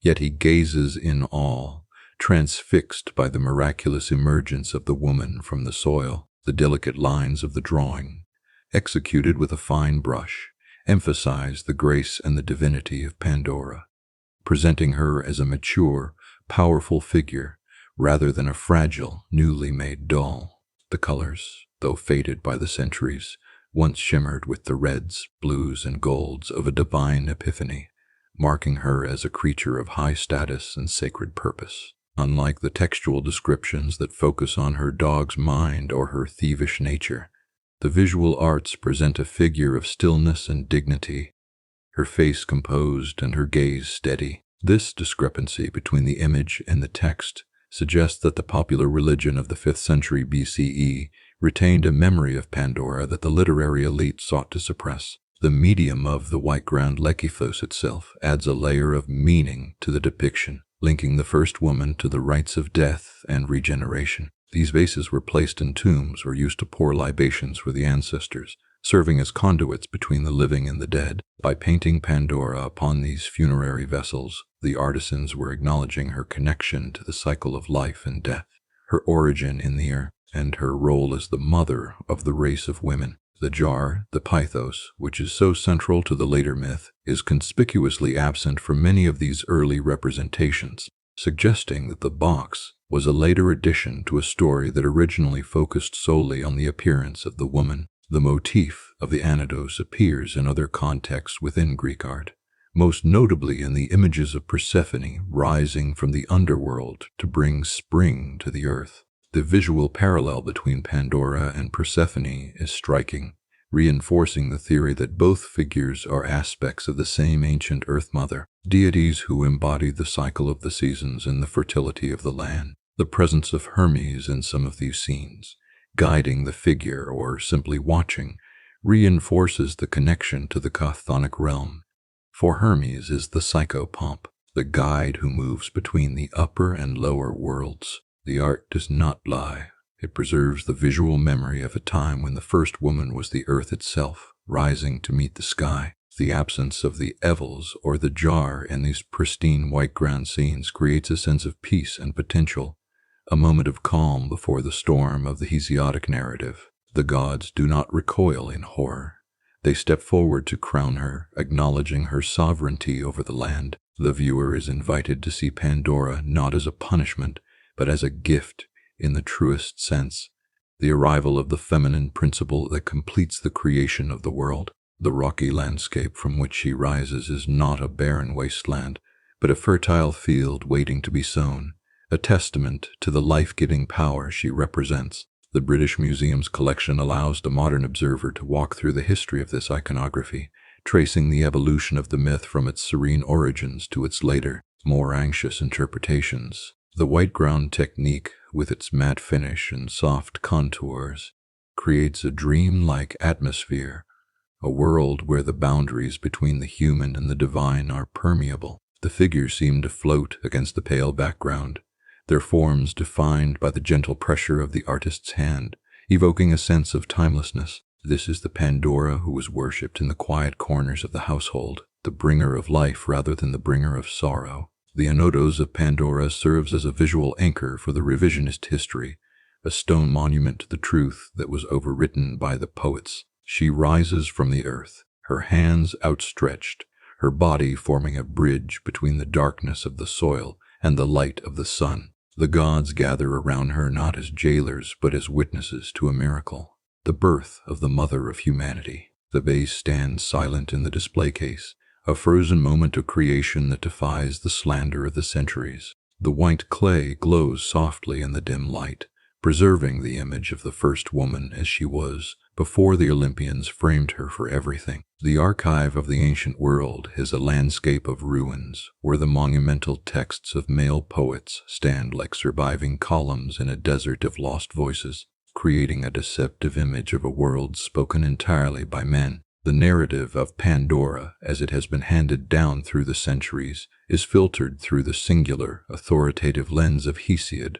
a shepherd poet who sang the songs of the patriarchal order. His verses, preserved on papyrus scrolls and medieval manuscripts, present the first woman as a static object, a beautiful evil, created to punish the male race. Yet this account is haunted by a vast echoing silence. The voice of Pandora herself has been excised from the record, leaving a void where her interior life, her fears, and her own understanding of her creation should reside. This absence is made tangible by the survival of the works of Sappho, the poetess of Lesbos, whose writings exist not as complete texts, but as fragmented scraps of papyrus, torn and decayed by the passage of 2.5 millennia. In the dry, burning sands of Oxyrhynchus in Egypt, archaeologists unearthed the physical remains of her poetry, catalogued as fragments 94 and 130, which offer a glimpse into a feminine consciousness that the official myths chose to ignore. These tattered pieces of fiber,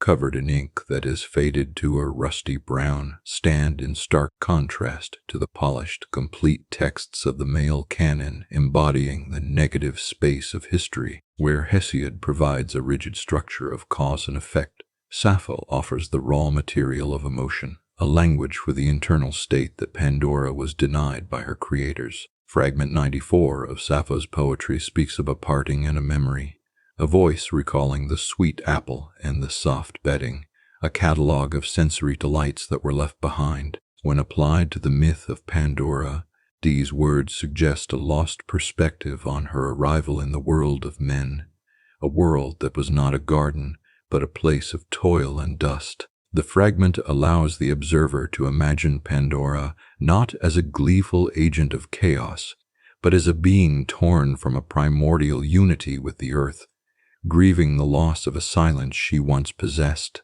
The soft bedding mentioned in the fragment becomes the memory of the clay, the warm, dark security of the soil before the cold hammer of Hephaestus struck the mold. The emotional vocabulary of Sappho provides a necessary counterweight to the industrial terminology of Hesiod, who described Pandora's mind as a dog's and her nature as thievish. Fragment 170, often translated as "Eris shook my heart like a wind falling on oaks on a mountain," captures the physical sensation of being overcome by a force greater than oneself, the sensation of being shaken, of being a leaf in a divine storm. Humanizes the figure of the first woman, reframing her curiosity as a vulnerability to the overwhelming power of the Olympians who sent her. She was not the master of her fate, but the vessel of a wind she could not control, a being shaken to her core by the contradictions that had been packed into her clay frame. The physical state of the Sapphic fragments, torn edges, missing lines, gaps where the ink has flaked away, mirrors the fractured identity of Pandora in the historical record. Just as the papyrus has holes that modern scholars must bridge with conjecture, the character of Pandora has holes where her agency and her voice should be. The silence of the archive is not an accident of preservation, but a reflection of the power dynamics of the ancient world, where the public, political voice of the male was preserved in stone and durable scroll, while the private, lyrical voice of the female was left to rot on the perishable materials of the household. We possess the technical manuals of her creation, but we have lost the diary of her existence. The experience of reading these fragments in the climate-controlled rooms of museums, under the glow of carefully calibrated lights, emphasizes the distance between the viewer and the subject. The papyrus is mounted behind glass, its fibers stabilized by modern conservation techniques, yet the words remain ghosts, whispering of a world that the victors of history tried to erase. The phrase, "I simply want to be dead," found in the tatters of Fragment 94, echoes the despair of a woman who has been framed for the ruin of the world, a woman who finds herself in a reality that does not match the programming of her makers. This suicidal impulse, recorded by a female poet, hints at the tragedy of a creature who realizes she is the weapon, the scapegoat, the pawn in a game played by immortals.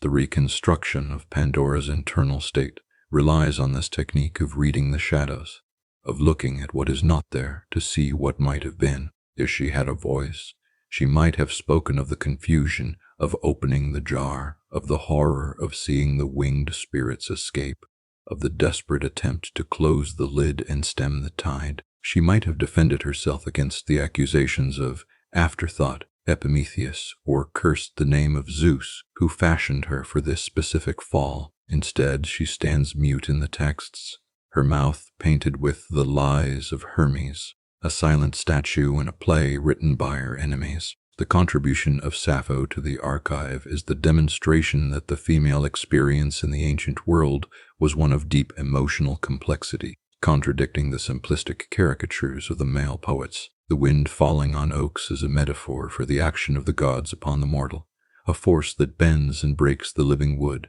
and Pandora was the first and most fragile of these trees. The wind of Olympus blew through her, scattering the evils into the world, and she was left standing, shattered and silent, in the aftermath of the storm. The fragments of poetry serve as the leaves that were stripped from her branches, lying now in the dust of the museum. To navigate the silence of the archive is to acknowledge that the history we have is incomplete, a patchwork of survivorship bias that privileges the oppressor over the oppressed. The missing voice of Pandora is a wound in the cultural memory, a gap that cannot be filled by conjecture alone, but can only be mourned. The broken papyri of Archivist serve as the physical testament to this loss, their jagged edges outlining the shape of a woman who was never allowed to speak her own name. The negative space surrounds her, defining her not by what she did, but by what was done to her. The silence is heavy in the dark hall of antiquities, a physical weight that presses against the ear of the observer. The glass case reflects the faint image of the viewer, superimposed over the brown fibers of the ancient text, merging the modern gaze with the ancient loss. There is no sound here, only the hum of the ventilation system and the ghost of a song that was cut short 2,000 years ago. The jar is open, the evils have flown, and the woman stands alone in the wreckage of history, her mouth sealed by the dust of time. The fragments rest in the dark, waiting for a voice that will never come. The chronicle of Pandora, which began in the soot of the volcanic forge and wound its way through the patriarchal courts of the Iron Age, arrives at its final destination in the printed pages and digital screens of the contemporary era. The narrative has undergone a profound transmutation in the last century, shedding the skin of the ancient curse to reveal a new form beneath. The primary text marking this transition is the poetry collection Glass, Irony, and God by Anne Carson, published in 1995, specifically containing the poem Pandora, which functions as a modern stele erected to correct the inscription of the past.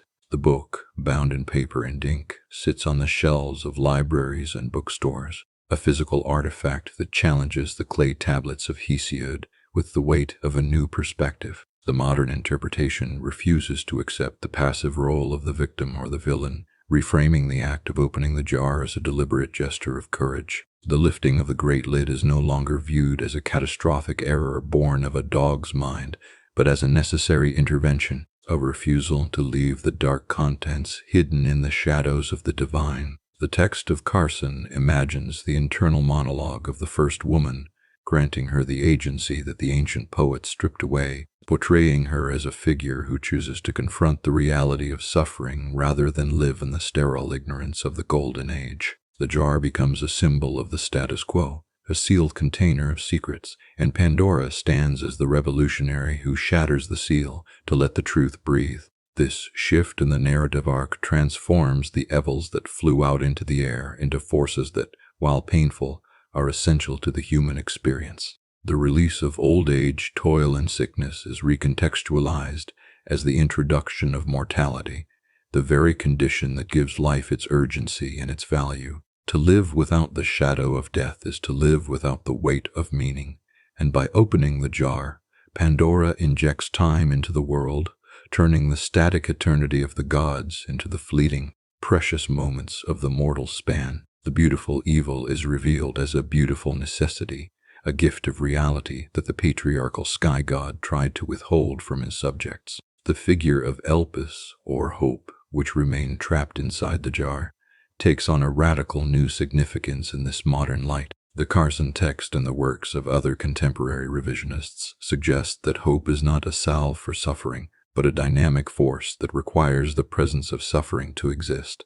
By keeping hope within the vessel, Pandora ensured that the potential for the future was preserved, a seed of renewal that waits in the dark to be claimed by those brave enough to reach for it. The jar is no longer a prison, but a cradle, protecting the most dangerous and potent of the divine powers until humanity is ready to wield them. The visual culture of the modern world reflects this rehabilitation, moving away from the images of the terrified sinner or the deceitful seductress. Modern art and literature often depict Pandora standing tall beside the open jar, her hand resting on the rim, not in regret, but in triumph, her gaze directed forward toward the horizon of a new age. The object of the jar itself has been reclaimed as a symbol of curiosity and scientific inquiry, representing the opening of the atom, the decoding of the genome, or the exploration of the deep sea. The modern Pandora is the patron of the scientist and the explorer, the one who opens the sealed door and accepts the consequences of knowledge.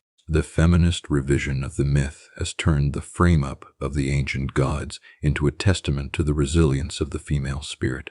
The all-gifted title is stripped of its sarcastic bite and restored to its literal truth, acknowledging that the first woman possessed the totality of human potential within her clay form. She's the mother of the Iron Age, not as a curse, but as the architect of the world as it truly is, a world of work, struggle, and the relentless pursuit of hope. The narrative of blame has been dissolved by the solvent of history, leaving behind the pure gold of the character. The legacy of Pandora in the 21st century is that of an icon who dares to know, a figure who refuses to let the gods dictate the boundaries of the human world. The opening of the jar is the moment of birth for the modern consciousness, the splitting of the shell that protects the embryo from the hard edges of reality. She stands in the quiet hall of the museum, no longer a silent statue, but a living presence that challenges the viewer to question the stories they have been told. The dust of the ages settles on the ancient Pithos, but the lid is gone and the air is filled with the breath of the future. The frame that Zeus and Hesiod constructed around the first woman has cracked and fallen away, shattered by the cumulative weight of centuries of forgotten voices and modern re-evaluations. The clay figure, molded by the hands of the smith and adorned by the weaver, has stepped down from the pedestal of myth to walk among the living as a symbol of agency. The box, the jar, the vessel of containment lies open and empty, its purpose fulfilled. The woman stands free, the keeper of her own story, the author of her own opening. The heavy stone of the ancient curse has been lifted, and the light of the modern world floods in, illuminating the figure of the woman who let the world begin.